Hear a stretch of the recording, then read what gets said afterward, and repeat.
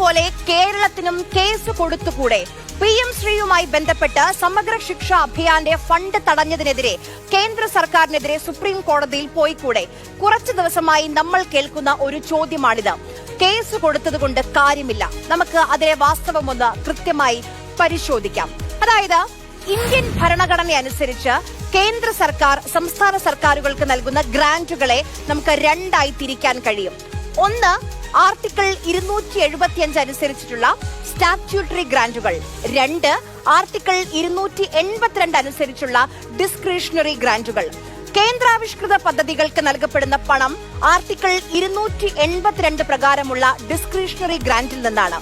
ഭരണഘടന പ്രകാരം ഡിസ്ക്രിഷണറി ഗ്രാന്റിൽ നിന്ന് നൽകുന്ന പണത്തിന് 60% കേന്ദ്രവും 40% സംസ്ഥാന സർക്കാരും വഹിക്കണം.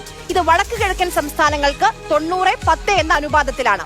ഇത് മാത്രമല്ല, ഡിസ്ക്രിഷണറി ഗ്രാന്റുകൾ റിലീസ് ചെയ്യുന്ന സമയത്ത് കൃത്യമായ നിബന്ധനകൾ വെക്കുന്നതിന് കേന്ദ്ര സർക്കാരിന് ഭരണഘടന പ്രകാരം അവകാശമുണ്ട്. സമഗ്ര ശിക്ഷ എന്ന് പറയുന്നത് ആർട്ടിക്കിൾ 282 പ്രകാരമുള്ള കേന്ദ്രാവിഷ്കൃത പദ്ധതിയാണ്. കഴിഞ്ഞ ദിവസം നമ്മൾ ഒരു വാർത്ത കണ്ടിരുന്നു. സമഗ്ര ശിക്ഷാ അഭിയാനുള്ള വിഹിതം കേന്ദ്രം തടഞ്ഞപ്പോൾ കോടതിയെ തമിഴ്നാട് സമീപിച്ച് ഫണ്ട് നേടിയെന്ന്. കേന്ദ്ര ഫണ്ട് കിട്ടാത്തതിനാൽ തമിഴ്നാട്ടിൽ സ്വകാര്യ വിദ്യാലയങ്ങളിലെ 25% പ്രവേശനം നിർത്തിവച്ചിരുന്നു. ഇതിനെതിരെയാണ് തമിഴ്നാട് സുപ്രീം കോടതിയിൽ പോയത്.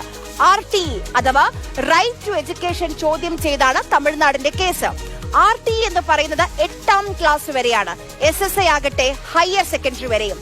RTE ഫണ്ടമെന്റൽ റൈറ്റ് ആണ്, നമ്മുടെ ഓരോ വിദ്യാർത്ഥിക്കുമുള്ള അവകാശം.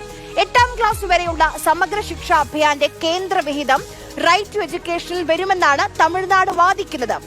RTEക്കും SSAക്കും വെവ്വേറെ ഫണ്ട് ഉള്ളതിനാൽ ഈ വാദം നിലനിൽക്കാൻ പ്രയാസമായിരിക്കും.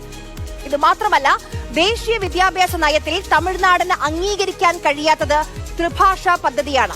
കേരളം അതെന്നോ അംഗീകരിച്ചതാണ്.